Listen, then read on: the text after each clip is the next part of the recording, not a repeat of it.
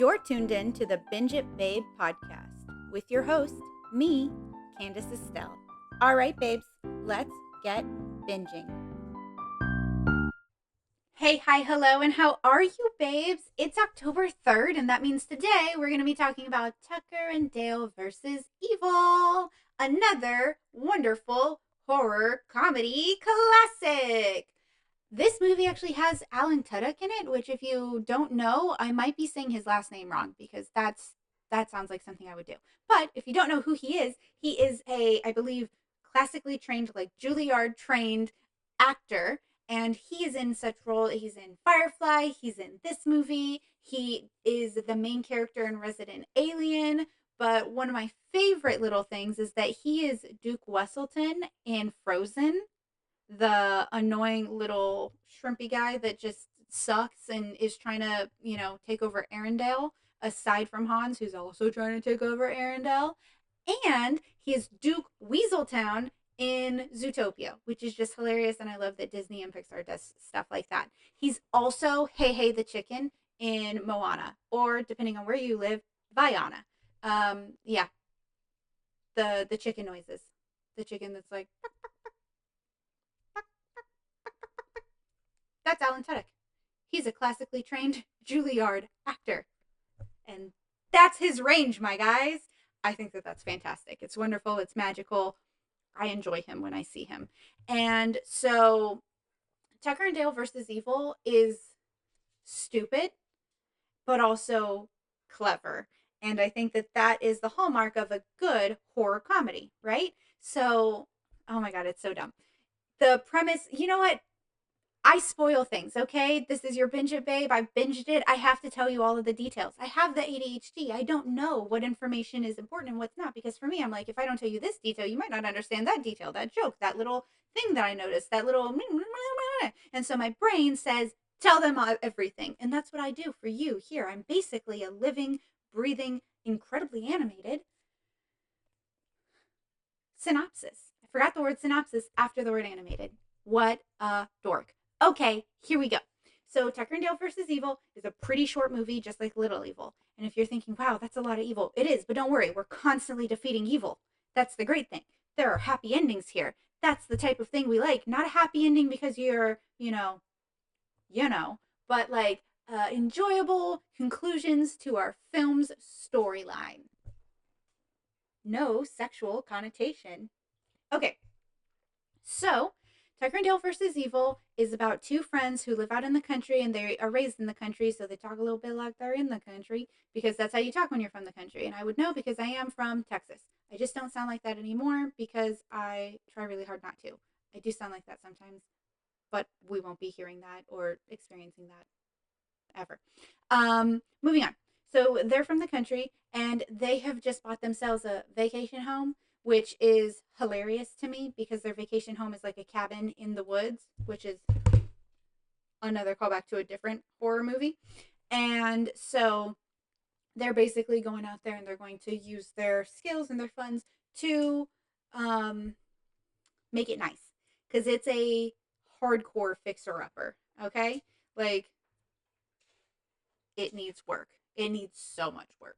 And so they are at a gas station, and then the other people that you meet is this like group of yuppie white college students, just like for the most part, the most annoying college students you could meet. And if you're thinking everyone in that group is white, no, but they're all yuppie white in that respect. Okay, I'm just pointing that out. As their characters, obviously. So they're just like hoity-toity, sorority, fraternity, blah, blah, blah, blah, annoying people. And they're going out into the woods so that they can camp and screw each other, basically. And they see the country guys, and they're basically like immediately judgmental, and they're like, oh, those guys are so creepy. Where are we? Appalachia? Oh my God, Deliverance, blah, blah, blah. Reading books by their covers. It's real nonsense, and I'm fine that they all die. And basically what happened is that I believe it's Tucker is just, he sees one of the girls and he immediately falls for her because he thinks she's so pretty, and he gets too nervous to talk to her. So he does look like he's just kind of staring at her in the distance.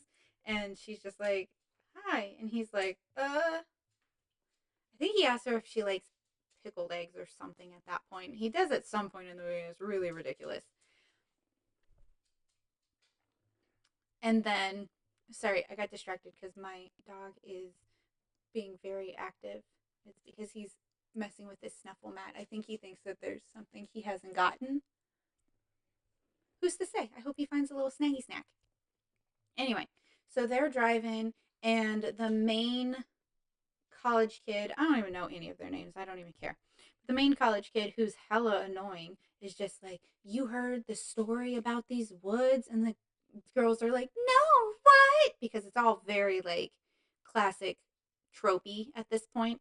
And basically the story is that 21 years ago or something like that, this woman and this man were out in the woods, and then they got slaughtered and murdered, and the woods have been, creepy since then.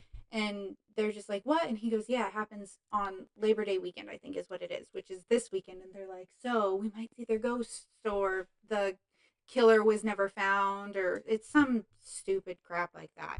And you're just like, oh, okay, that's, I guess, what we're going to be doing for this movie. No, it's not what we're doing for this movie, which is great. Um, a little bit, but also no, no. The answer is no. Okay, so see, I don't even need a co-host because I'm having full-blown conversations. There's like I'm back and forthing myself. Could you imagine if someone else was here and then I had to try to like rein this in? I'm exhausted by myself most of the time.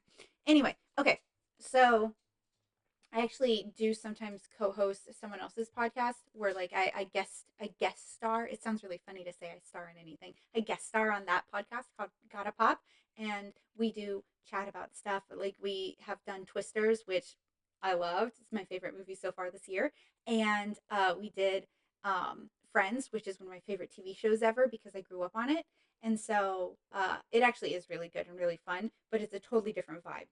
You can check out his podcast too. Like I said, it's called Gotta Pop with Buddy God. What am I talking about? Why am I bringing this up? Okay. They're in the woods, and then Tucker and Dale are there to fix up their cabin, and so they're working on it.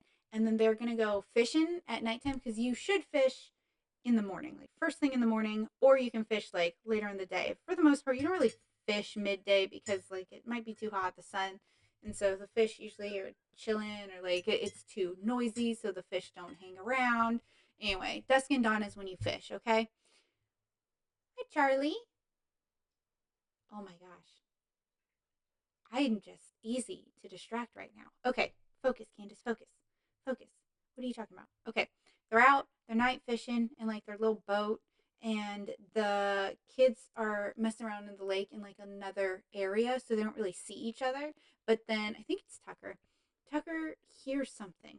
Like it sounds like someone gets hurt or something, and or he hears them, and so he goes to like check what's going on. And right at that moment, one of the girls like sees him and kind of panics, and she like slips and hits her head, and then her other friend who's there also sees him, and she panics and leaves her friend there, and like runs off screaming.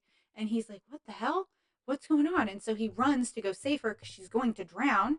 And he saves her. He brings her back in the boat. He's trying to like get her to her friends, and he's like, you forgot your friend. And they're gone. And so he takes her back to the cabin where she's unconscious basically, and he tries to bandage her up and do all of that stuff. And 1 second, please. I need to do a quick pause because my cat is being a bad girl. And I can mute you like that.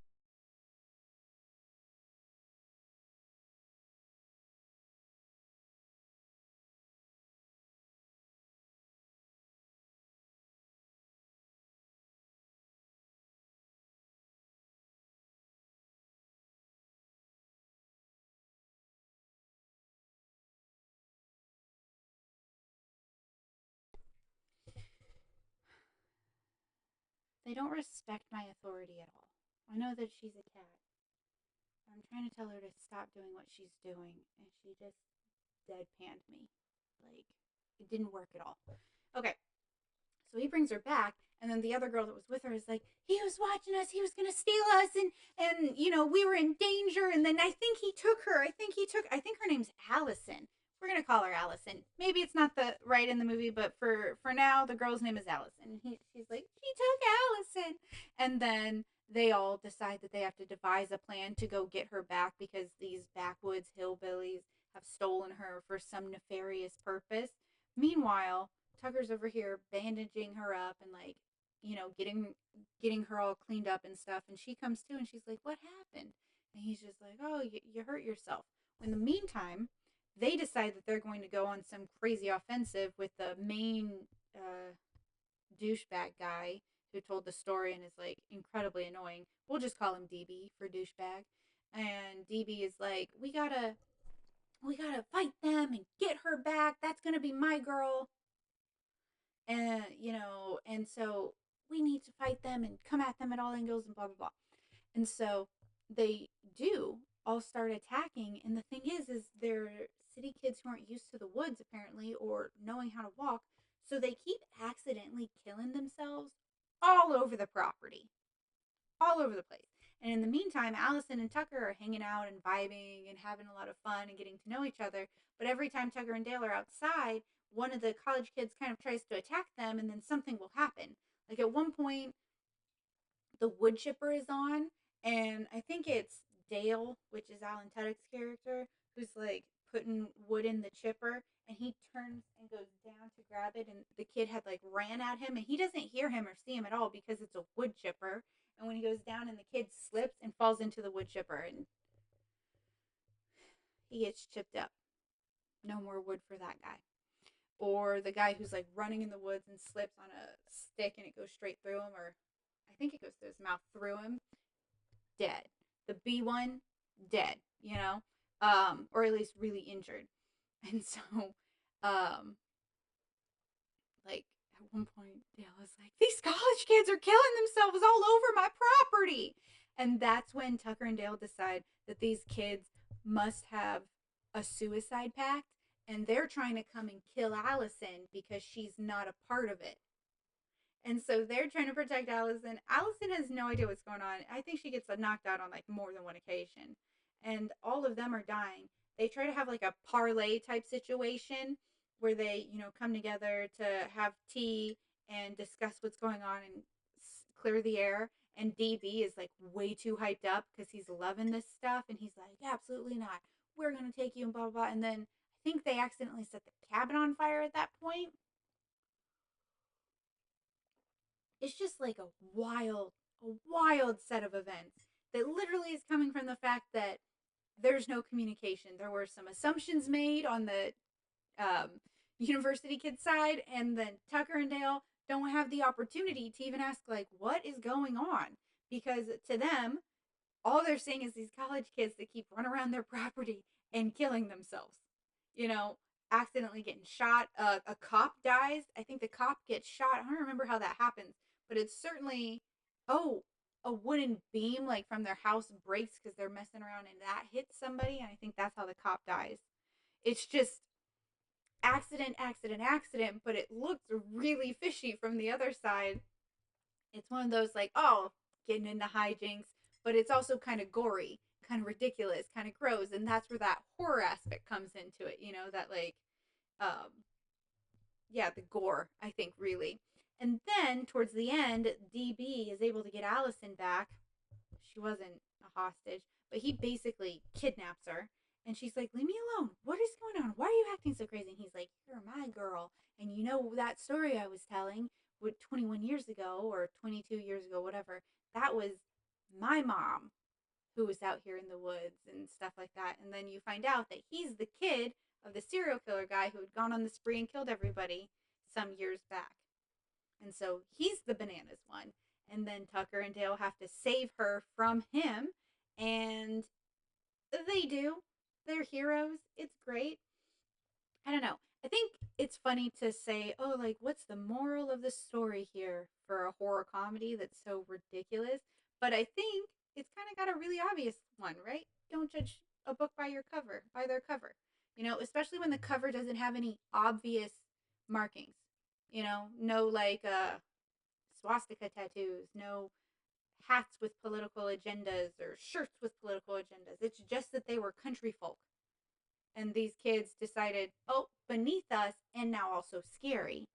And that's where it's like, and those assumptions literally got you killed. Be kind to people, don't judge people, and certainly don't pretend like all country folk are crazy. Most of us are not. I say us like I still live in the country. I don't, but I'd be fine if I did. I'm a recluse. Oh my gosh, that is some really good tea. Anyway, it's one of my favorites for the Halloween season, obviously, because it's top 31. However, I do not remember where I ranked it, so let me check the rankings and tell you, oh, Tucker and Dale versus Evil. It's number 10. Now, I do think it's higher up there than Little Evil for me, not because it's way better than Little Evil, but because I saw it before I saw Little Evil, so it's kind of like more deeply entrenched in my Halloween time films. I love horror comedy, and this whole first, part of the season is all just horror comedies because I want you to, we're working our way in, right? We're working our way in, and we're gonna get to some darker stuff. We're gonna get to a little bit more spooky vibes, um, but not today, my friend, and not tomorrow either, because tomorrow we are doing Beetlejuice. Beetle Hugo, ay. That's from Bob's Burgers. I watch a lot of TV. That's how I am able to do this. So yeah, tomorrow we're doing Beetlejuice, October 4th. It's a Beetlejuice day. It's very exciting because Beetlejuice has also already come out, the new one, Beetlejuice. I have said it too much. I do not want to summon him, so I will stop now. But I will say I've already seen the second one. I enjoyed it, and I'll talk a little bit about it tomorrow, but I won't spoil the new one. I will for sure spoil the old one. October 4th, I'll see you because it's tomorrow, okay? Also, it's the 3rd, so it's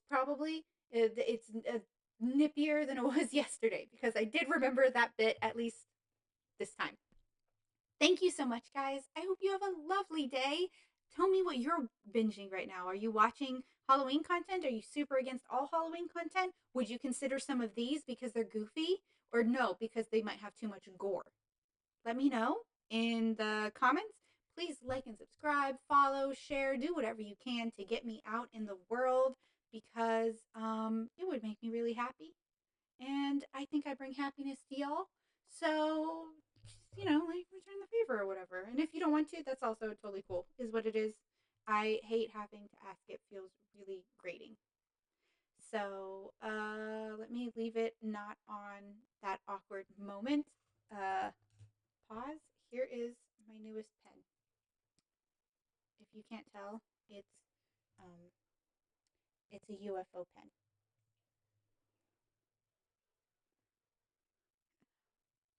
That's it. That's all I got. Okay, later skaters. Bye babes.